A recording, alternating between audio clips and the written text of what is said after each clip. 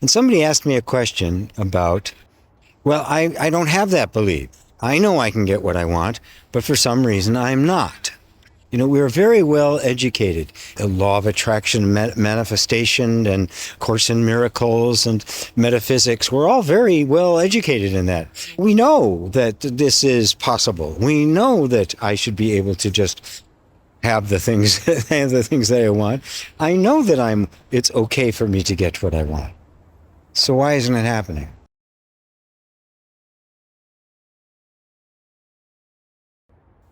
I did a tapping video about I can't get what I want, that underlying belief that we all have. And somebody asked me a question about, well, I don't have that belief. I know I can get what I want, but for some reason I'm not. And it's, this is a common one.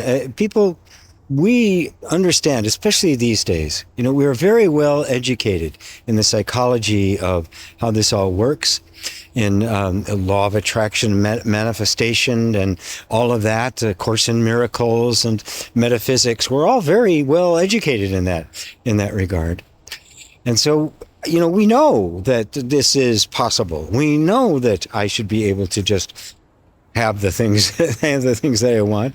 I know that it's okay for me to get what I want. So why isn't it happening?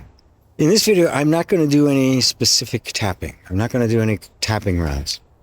But I invite you to tap while I'm talking. And the reason why I'm going to invite you to do that is because of what I'm going to talk about in specific. So just tap while I'm doling out this information. Within every single one of us, there are two different views of the world. There's actually more, but I'm only going to talk about two in this one. The one view of the world we're all familiar with. It's the view I have in my mind. It's how I see things. It's the story. It's the sense of identity. It's my culture. It's my beliefs. It's my assumptions. It's the way I see everything.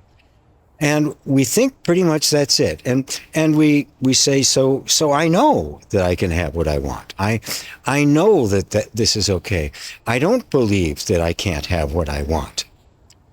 But that's up here. That's a little bit like saying, in India, I don't know the name of them, the fellows who steer the elephants, right? They sit up on top of the elephant and they steer the elephants. Right? And they can steer the elephants as long as the elephant wants to go in the direction that they want to go.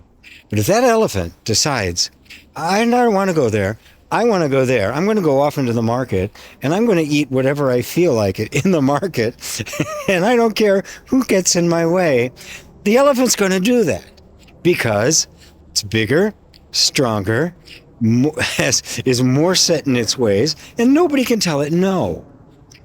The elephant in this case is your whole body mechanism. That which the mind, our conscious part, our cognitive part, our decision-making part sits on. This can say yes, this says no.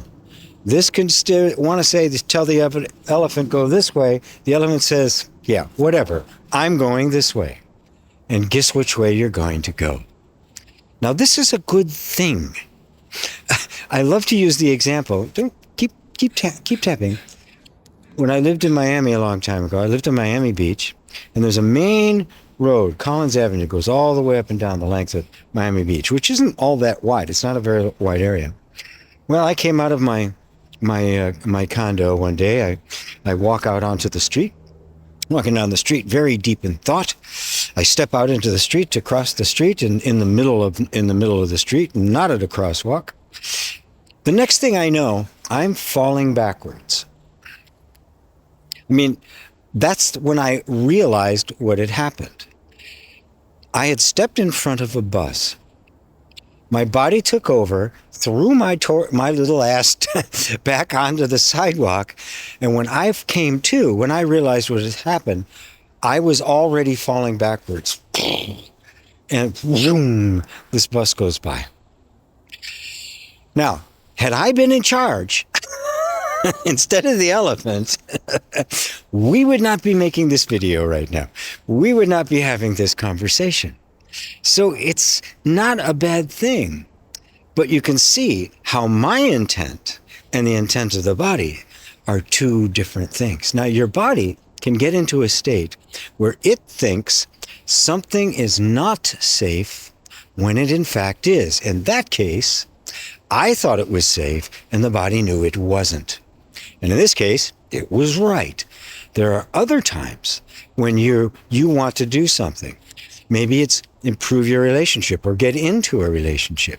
Maybe it's to have a better job. Maybe it's to have a more creative expression. Maybe it's to make more money. Maybe it's to move to a different place. Anything where you want to improve your life, your body may have built into it a mechanism that has concluded, has a built-in assumption that it's not safe to make that change. And guess what? It's like the elephant. It ain't going to happen. If it decides it's not safe, it ain't going to happen. Now, why would it decide that? Why would your body think that something your mind knows is an obvious improvement in your life? It's not going to hurt anybody. It's going to be advantageous to everybody, maybe even the whole world. Maybe it's the cure to something, right? Maybe you're going to do wonderful things for everybody. Why would your body say no to that? Well, because your body's experience of the world is not the same. Your body's not thinking. It's not reasoning. The body, the whole body-mind mechanism, the energy system, the nervous system, is a set of programmed responses. Its view of the world is a set of pre-programmed responses that were programmed long ago based on the environment of when you were a child. So, when you were a child, if you reached for something that your tribe, your culture, your parents, caregivers, churches, schools, institutions told you shouldn't have, and you got hurt because of it, the nervous system learned this action gets me hurt. Period. It makes that association, and no matter how much you think otherwise, that association is buried in the system. That's why you can go, I know I can get what I want, and you can't get what you want.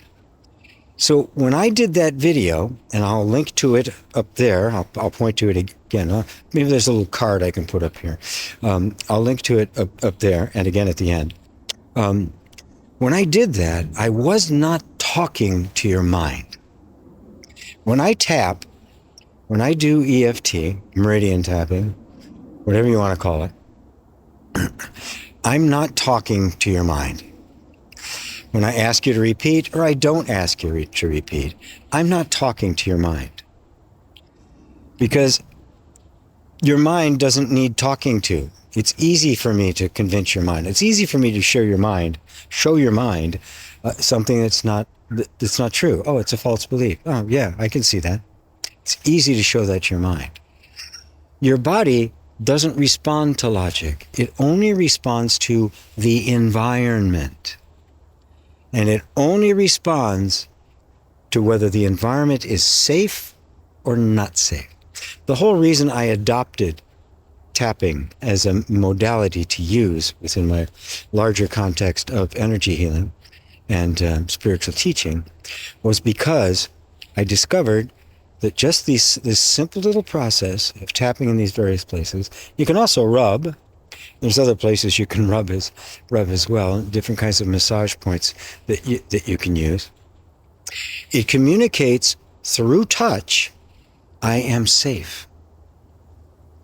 And it bypasses the mind. If I tell you you're safe, your mind will go down a nice little checklist of saying, oh yeah, is this, oh no, I'm not, look. Yeah, these 3, yes, but look, these 18, not safe, look. So no, I'm not. So if you engage your mind, it's going to say no, or it may say, yep, I am. And your body's going, no, you're not. You idiot. No, you're not.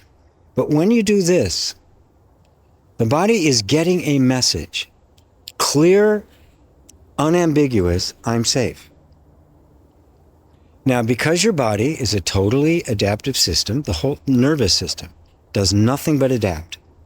doesn't hold a grudge, it doesn't hold on to anything. It has no preferences. The moment it senses a shift in the environment, it begins to check it out.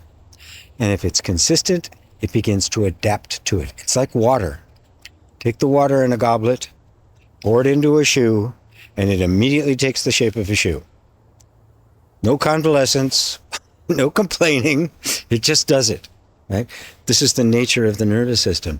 Our job is to make it so safe that the nervous system itself detects that the danger that existed before, that convinced it that it couldn't get what it wanted, no longer exists.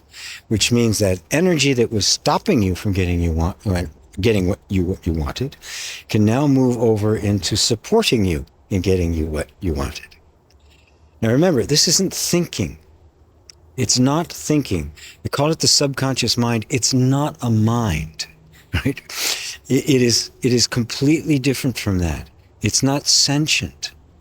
It is a set of extremely complex responses programmed into the system to meet every possible circumstance you could run into.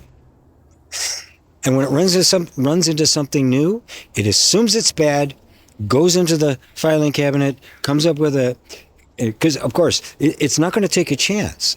It's going to assume danger, find some way to meet it, until it's absolutely proven to it that it's safe. Then it drops the defensive behavior, and then it begins to meld into it. The way I approach this whole process of energy healing is you're not fixing anything. You're creating an environment in which the energy system itself can heal itself. You create an environment that's so safe, it automatically and naturally drops the defenses, and that very same energy just migrates very naturally over into its expressive nature. Comes out of the defensive posture and into the expressive posture. It stops fighting you and starts supporting you because there's no danger now. Same energy, it just transforms. So that's the point I was trying to make.